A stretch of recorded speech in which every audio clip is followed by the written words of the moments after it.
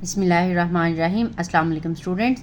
Exercise 4.1 है, इसका question number 3 करेंगे।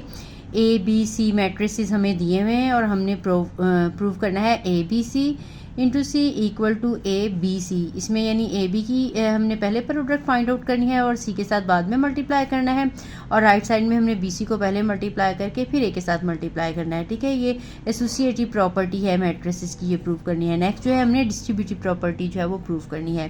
तो इसका पार्ट 1 जो है वो करेंगे, क्योंकि कैलकुलेशन में काफ़ी ज़्यादा टाइम लग जाना था, इसलिए ये मैंने पहले से पूरा सॉल्व करके रख लिया है। मैं आपको यहाँ से एक्सप्लेन कर देती हूँ। अब आपने जो इसकी लेफ़्ट हैंड साइड है वो ली है फर्स्ट पार्ट की, ए बी इंटू सी हमने प्रूव करना है। ए बी के मैट्रिसेस लगा लिए हैं, यहाँ मैंने ब्रैकेट लगा लिया क्योंकि पहले हमने इनको मल्टीप्लाई करना है, और सी एज इट इज़ लगा लिया। इनको मल्टीप्लाई करने के लिए आपको पता है कि फर्स्ट रो को फर्स्ट कॉलम के साथ मल्टीप्लाई करना होता है, आयोटा को नेगेटिव आयोटा के साथ मल्टीप्लाई करेंगे, प्लस लगाएंगे दरमियान में, और टू आयोटा को टू आयोटा के साथ। ठीक है, इसी तरह से फर्स्ट रो को सेकंड कॉलम के साथ मल्टीप्लाई करेंगे तो सेकंड कॉलम में लिखेंगे आयोटा को 1 के साथ, प्लस लगाएंगे टू आयोटा को 1 के साथ। ठीक है, जब एक कॉलम के साथ मल्टीप्लाई करें तो दरमियान में प्लस प्लस आता है। जब नेक्स्ट कॉलम के साथ मल्टीप्लाई करना हो तो यहाँ पे स्पेस छोड़ के फिर नेक्स्ट कॉलम के साथ मल्टीप्लाई करेंगे।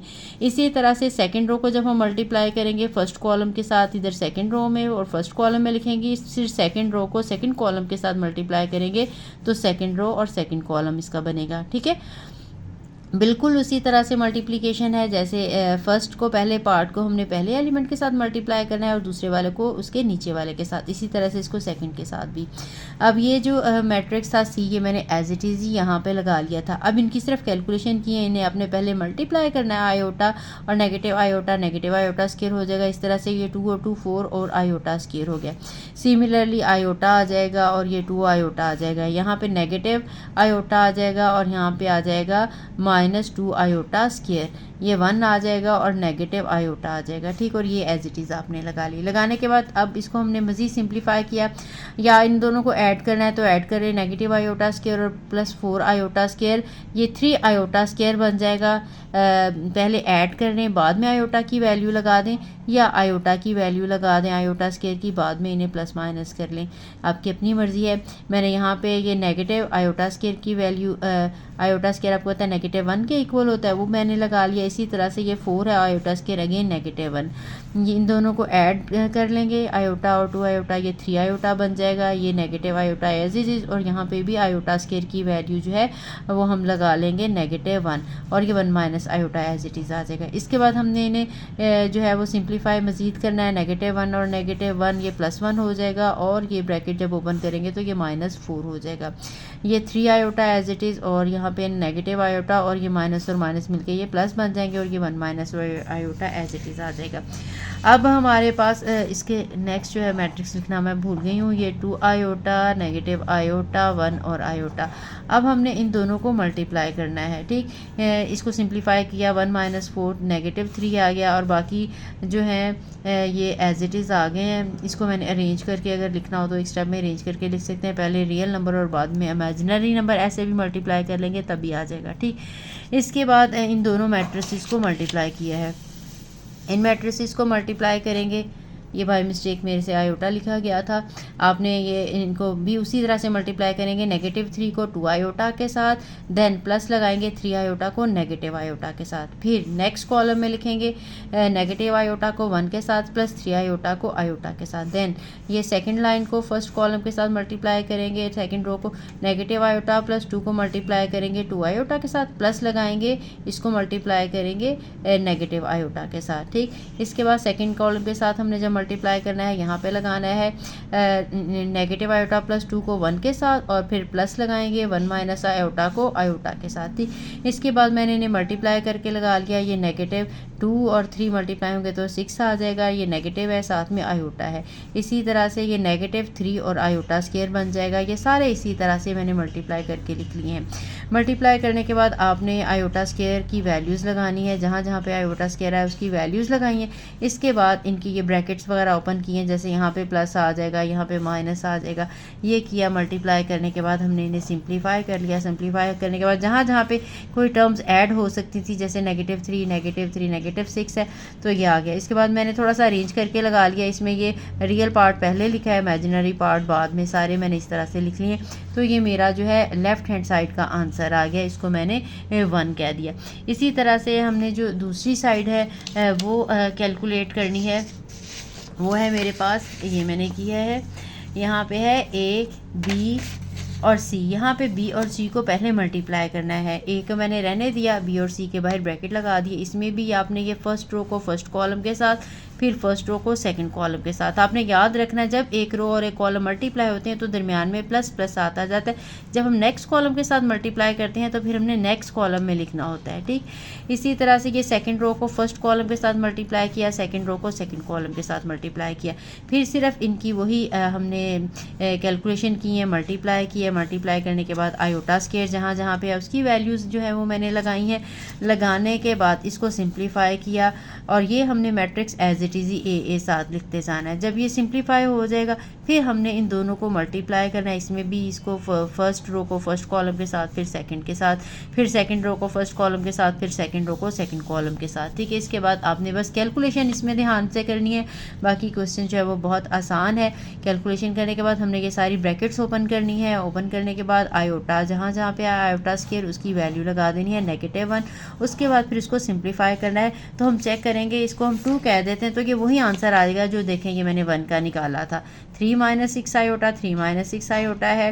फिर यहाँ पे -6 है, -6 था, ये 1 + 3 आयोटा था, यहाँ पे 3 था, यहाँ पे 3। अब हम कहेंगे from 1 and 2 left hand side is equals to right hand side, या पूरी स्टेटमेंट लगा दें कि AB × C = A × BC, ठीक है। तो ये हमारा पार्ट जो है 1 था, ये हो गया। इसी तरह से हमने इसका पार्ट 2 सॉल्व करना है, उसमें हमने डिस्ट्रीब्यूटिव प्रॉपर्टी प्रूव करनी थी, ठीक है। तो ये डिस्ट्रीब्यूटिव प्रॉपर्टी है हमारी ए बी + C और = AB + AC। इसमें लेफ़्ट साइड में पहले हम इन्हें ऐड करेंगे B और C को, और फिर A के साथ मल्टीप्लाई करेंगे। आपने ध्यान रखना है जब हम मल्टीप्लाई कर रहे हो तो जो मैट्रिक्स पहले हो वो हम पहले ही लिखेंगे, जो बाद में हो वो बाद में ही लिखेंगे। हम इनकी अरेंजमेंट नहीं मल्टीप्लाई करते हुए चेंज कर सकते, ठीक है। अब हमने ये इसकी लेफ़्ट हैंड साइड ले लिए, A लिखा है और B और C की वैल्यूज़ लगा दी हैं। इसके बाद हमने इन्हें प्लस करना है। आपको पता है प्लस करना हो तो कॉरस्पॉन्डिंग एलिमेंट्स को प्लस किया जाता है। ये नेगेटिव आयोटा है और इसके साथ +2 आयोटा आ जाएगा, 1 के साथ +1 आ जाएगा, 2 आयोटा के साथ नेगेटिव आयोटा आ जाएगा, ये 1 के साथ फिर आयोटा आ गया, ठीक। ये हमारे पास आ गया है। इसके बाद अगर इनमें जो प्लस माइनस होते हैं ये अपने एज इट इज़ ही लिख लेना है। ये दोनों ऐड हो जाएंगे, 2 और -1 करेंगे तो ये आयोटा बन जाएगा, 1 और 1 2 बन जाएगा, और ये 2 आयोटा माइनस आयोटा करेंगे तो आयोटा, और ये 1 + आयोटा आ गया, ठीक। अब हमने इन दोनों को मल्टीप्लाई करना है। मल्टीप्लाई जो है बिल्कुल उसी ट्रिक से, पहली रो को पहले कॉलम के साथ, फिर पहली रो को दूसरे कॉलम के साथ यहाँ पे लगाना है, फिर सेकंड रो को फर्स्ट कॉलम के साथ यहाँ लगाना है, सेकंड रो को सेकंड कॉलम के साथ यहाँ पे लगाना है, और उसके बाद आपने इनकी जो है वो कैलकुलेशन जो है वो सारी कर लेनी है, ब्रैकेट्स ओपन कर लेनी है। जहाँ पे ये स्क्वायर्स बनते हैं वहाँ पे हमने -1 आयोटा स्क्वायर की जगह पे लगा देना है। इसके बाद प्लस माइनस कर लिया हमने। प्लस माइनस करने के बाद हमारे पास ये एंड पे आगे सिंप्लीफाइड फॉर्म आ गई है, इसको हम 1 कह देंगे। ये हमारी लेफ्ट हैंड साइड थी। जो हमारी राइट हैंड साइड है इसके लिए हमने A और B की प्रोडक्ट निकालनी है, B और C की प्रोडक्ट निकालनी है। तो चाहे तो दोनों के साथ साथ भी लिख सकते हैं, लेकिन यह है कि काफ़ी, क्योंकि ये देखें एक पार्ट की काफ़ी लंबी होगी है कैलकुलेशन, तो दोनों की करेंगे तो काफ़ी लंबा आपका स्टेप हो जाएगा। इसलिए AB की अलग से प्रोडक्ट निकाली है मैंने, BC की अलग से प्रोडक्ट निकाली है, बाद में इन दोनों को प्लस कर लिया है। ये AB की प्रोडक्ट हम ऑलरेडी फर्स्ट पार्ट में भी कर चुके हैं, बिल्कुल ये वही प्रोडक्ट है, लेकिन मैंने क्वेश्चन सेकंड पार्ट था इसलिए मैंने तो ये दोबारा कर ली है। तो हमारे पास ये वाला आंसर आ गया, बिल्कुल उसमें भी यही वाला आंसर आया था। अब हमने AC की वैल्यू निकालनी है, तो AC की हमने वैल्यू लिखी है। A और C इनको भी मल्टीप्लाई करा है, A को फर्स्ट कॉलम के साथ, फिर सेकंड के साथ, फिर सेकंड रो को फर्स्ट के साथ, सेकंड रो को सेकंड कॉलम के साथ, और सिंप्लीफाई किया है। हमने आयोटा स्क्वायर की वैल्यूज़ लगाई हैं, -1 जहाँ जहाँ पे भी है, फिर हमने इन्हें प्लस माइनस करके ये लगा दिया है सिंप्लीफाइड फॉर्म में। अब हमने लेफ्ट हैंड साइड जो है, राइट हैंड साइड AB और AC इन दोनों को ऐड करना है। तो ये मैंने जो पहले हमने AB की वैल्यू निकाली थी वो वाली, और AC की है अब वाली, ये देखिए ये वैल्यू जो निकाली हुई थी ए बी की वो मैंने लगाई है, और अभी हमने ये ए सी की वैल्यू निकाली थी, ये वो वाली वैल्यू हमने लगाई। इन दोनों को आपने प्लस करना है। प्लस करने के लिए आपको पता है कॉरस्पॉन्डिंग एलिमेंट्स जो हैं उनको हमने ऐड करना होता है। तो इसका कॉरस्पॉन्डिंग एलिमेंट ये है, इसका कॉरस्पॉन्डिंग एलिमेंट ये है, इसको इसमें ऐड करना है और इसको इसमें ऐड करना है। ऐड करने के बाद वही आपने प्लस माइनस करना है, किसी की कटिंग होती है प्लस होता है, माइनस करके आपने ये आंसर निकाल लेना। अब हमारे पास ये राइट हैंड साइड का आंसर आ गया। अब देखें हमने इसके लेफ़्ट हैंड साइड का आंसर निकाला हुआ था ये, और देखेंगे 1 में ये बिल्कुल वही है जो कि मैंने अब आंसर निकाला है। तो हम लिखेंगे from 1 and 2 prove that left hand side is equal to right hand side, या पूरी प्रॉपर्टी जो है वो हम लिख सकते हैं कि this is equal to this, A B plus C is equal to A B plus A C. Question number 4 है, if A and B are square matrices of same order then explain why in general A plus B whole square is not equal to A square plus 2ab plus B square.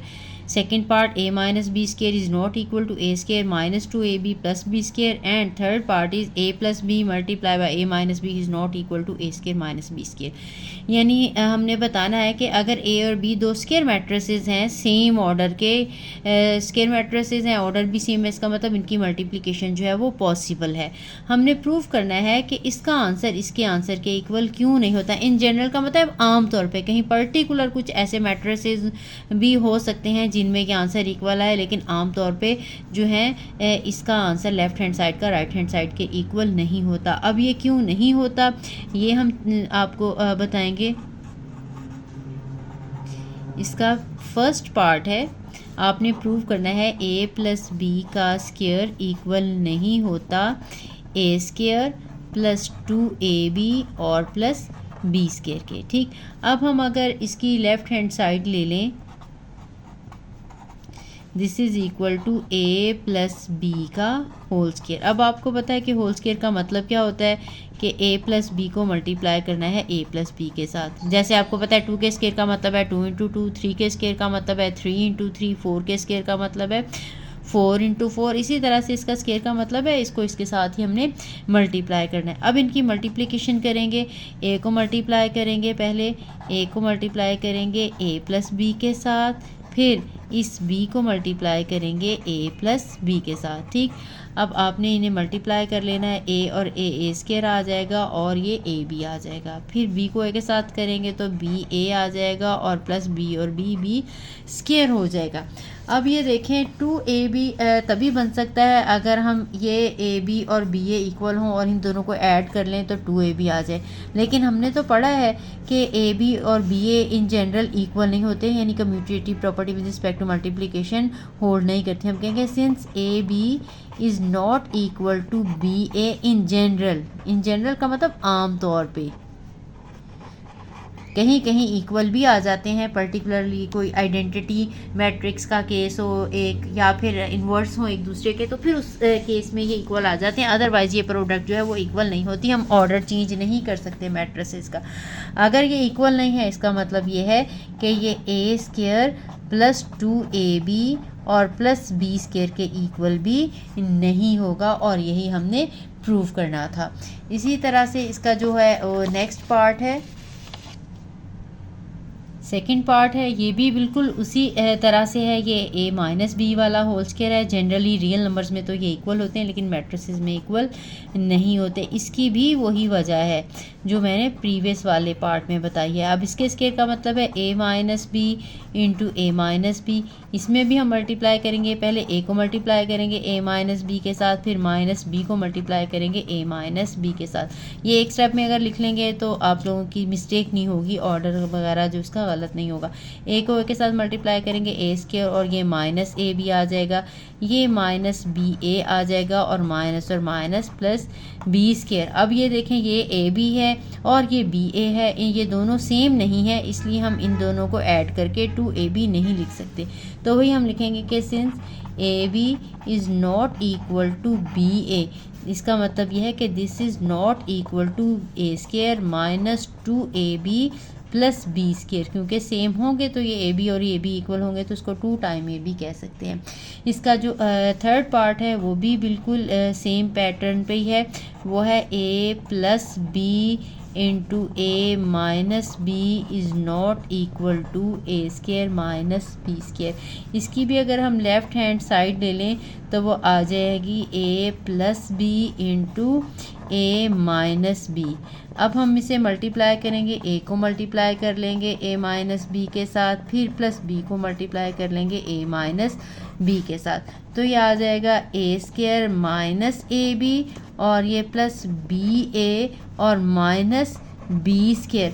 अब ये देखें उसमें A B, real number में A B और B equal होते हैं, तो ये प्लस और माइनस वाली दोनों टर्म्स जो हैं एक दूसरे के साथ कट जाती हैं। यहाँ पे क्योंकि ये सेम नहीं है, हम कहेंगे since A B is not equal to B A, so this is not equal to A square minus B square. क्योंकि अगर ये सेम होते, एक प्लस में है एक माइनस में है, कट जाते तो ये आंसर आ जाता। अब क्योंकि ये इक्वल नहीं है, इसका मतलब ये है कि ये इसके इक्वल नहीं आएगा। सब में यही जस्टिफिकेशन देनी है। आई होप आपको समझ आ गई होगी। तो मिलते हैं नेक्स्ट वीडियो में। अल्लाह हाफिज़।